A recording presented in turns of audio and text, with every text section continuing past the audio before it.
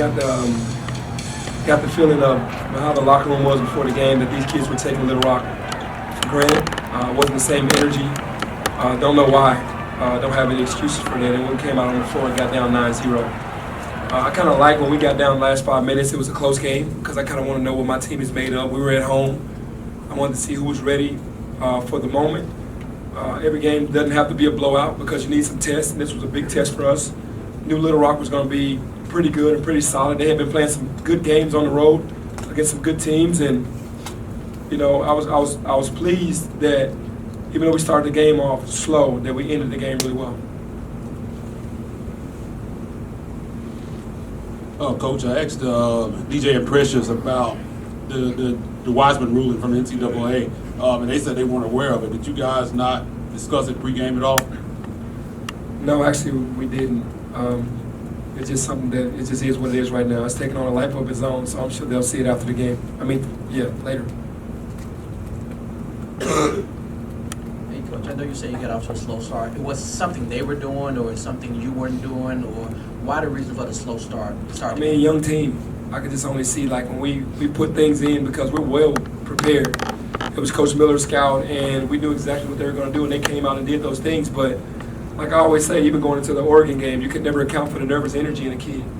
And then when you're doing it 5-on-0 and 5-on-5 in practice, it's different once you get in the arena.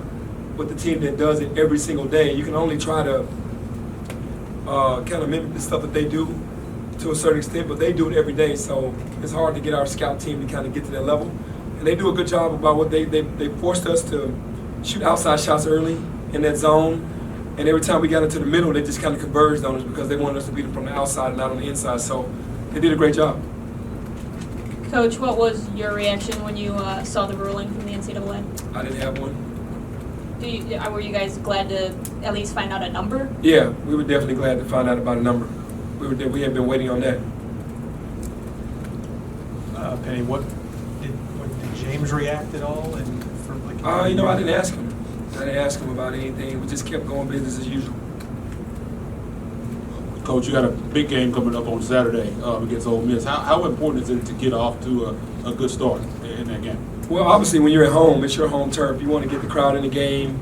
You want to start off early with the lead. You want to make them fight from behind. You don't want them to get into your gym and then gain control in the momentum of the game early to get comfortable. You want them to be uncomfortable the entire game. So I feel like it's important. It's not the end of the world, but you want to get a good start, especially with a young team. Benny, I know at the beginning of the season you were talking about how you're just going to kind of let them figure things out. You're not going to run as many sets. Where are you at with that right now, and do you feel comfortable with what you're calling and their ability to kind of run that right now? Yeah, I think right now we're limited because everybody's playing a zone. So they are having to figure it out on their own. They are having to understand how to screen inside of the zone, how to make plays for each other, and they're figuring it out. We're seeing it on a nightly basis because no team is really playing us man-to-man the entire game.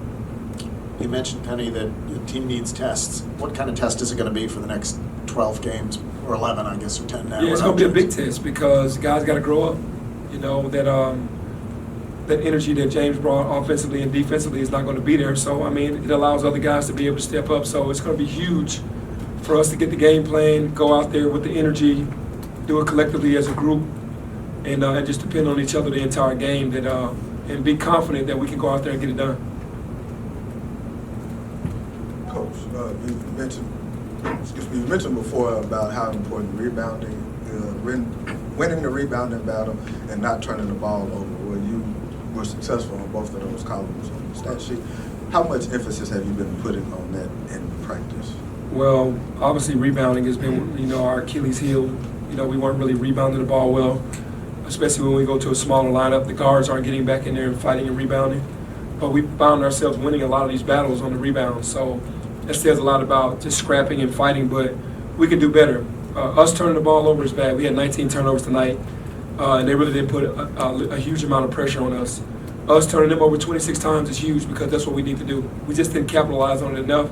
But there's 2 games back-to-back with forcing 52 turnovers. We have to be able to turn those into points. Penny, what are you telling your shooters at this point? It's a third straight game. They've struggled from outside. They just got to keep shooting. I think it's in their head now because they're turning down shots. And to me, that's very selfish because you're a shooter. You got to shoot until you make. And I don't want them turning down shots. to drive the ball into the lane. Now, if somebody's closing out on a really good contest like Oregon was, then you got to drive the ball into the lane. And if they're stopping short and giving you shots, you got to shoot with confidence. And Penny, yesterday DJ said we couldn't have seen all he can do. How much higher is his ceiling? And talk about the player Maurice tonight. Yeah, DJ is a superb talent. He's actually learning so much. This college offensive sets and defensive changes and everything is kind of overwhelming for all of the freshmen, especially him. But man, he gives his effort. He goes out there and works hard. Even if he doesn't know what to do, he's going to give you the effort. And the sky's the limit for DJ. He's an excellent talent. And Isaiah Maurice, I apologized to him last game because he came in and got 9 rebounds for like 11 minutes or 12 minutes. Then he came in again tonight to get 9 rebounds in 14 minutes. Just got to find more minutes for him. So I'm proud of Isaiah. Coach, in a saga that's involved so many different adults and the punishment so far coming in on a kid, a 19, 18-year-old kid, do you feel that's fair? Well, I stated from the beginning that I didn't think it was fair, but there's nothing that I can do about it. Obviously, James should be on the floor. That's just how I feel. Penny, when a game is called as closely as that one was, a lot of fouls, how does that hurt your ability to get up and down and play the way you want to really play? Well, it changes the game plan totally because now we can't get up and take things away. We got to play kind of safe, and then that gets into their favor because now they're going to be more aggressive. And they started driving the ball down the lane because our guys started feeling like if I get too close, then they're going to call a foul, and they started driving the ball down the lane, which is what we don't want. But we're one of the worst fouling teams in the country right now. We definitely have to clean it up. Coach Lester Quiones has consistently been your leader in minutes. Can I talk about what you've seen from him in his game that allows you to trust him so much on the floor? Well, it's just his toughness. It's what he's willing to do out there, just the dirty work, take charges, get tough rebounds, run the way that I need him to run the floor, try to make sound decisions. It just seems like, that year of prep that he went grad, that he's a little ahead of all the other freshmen when it comes to understanding and what he won't give up. And I trust that when he's out there that he's gonna play his heart out. Hey, Coach, statistically, why were you guys not able to get DJ going in the second half to ride that momentum he had the first half? The games, everything changed in the second half. They basically didn't let us run the same things that we did, and DJ basically got all those off hustle points. He was offensive rebounding the ball. He was getting steals. He was doing all that in the first half. Obviously, we got to get him the ball more. That's up to the guards and to the team, but it was like Preston's turn in the second half. It's like, hey, DJ's role was reversed. But DJ has to, he's not worried about scoring. We need him to score more. When he has a half like that, you got to come out in the second half and try to repeat. But he just kind of is into trying to win the basketball game. I wish he would get more aggressive. I keep saying that to him, but he just hasn't found out the way to do it with the group that he's with right now, and I'm sure he will. Coach, I know you said from the beginning that you guys wouldn't have changed the way you've approached this, but now that you have a number, do you guys still stand by the way this process is all played out and the way you guys have kind of done things? I don't really know what else to say about it. I don't know what you want me to say. I feel like James should be on the floor. So the process of what's going on, they're in control. They make the rules, so we just have to abide by them.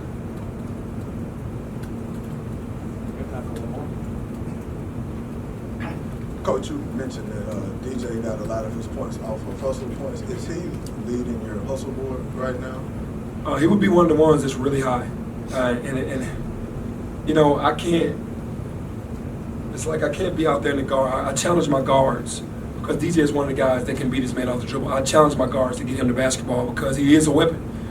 And unfortunately, with a lot of talent and a lot of young guys, they might see things differently in one half and they do in the second half. But we have got to find out why he can't put two halves together because he's just that explosive and he's that talented. And the way he held us together in the first half, he definitely needed to come out in the second half and use the same aggression. I'll have to watch film to see what actually happened. A couple of times throughout the games this year, I've caught myself saying, wow, Alex Lomax has gotten better since last season. Can you just speak a little bit about his improvement? Well, Alex last year, he tried to change his game up coming into his freshman season. He wanted to be more of a scorer, and it kind of took away from his defense and his playmaking. I think this year he kind of got back to himself, where he's going to defend really hard, push the ball off the floor and try to find guys first, and then score last, and then things are just working better for him doing that. That's what he's always done.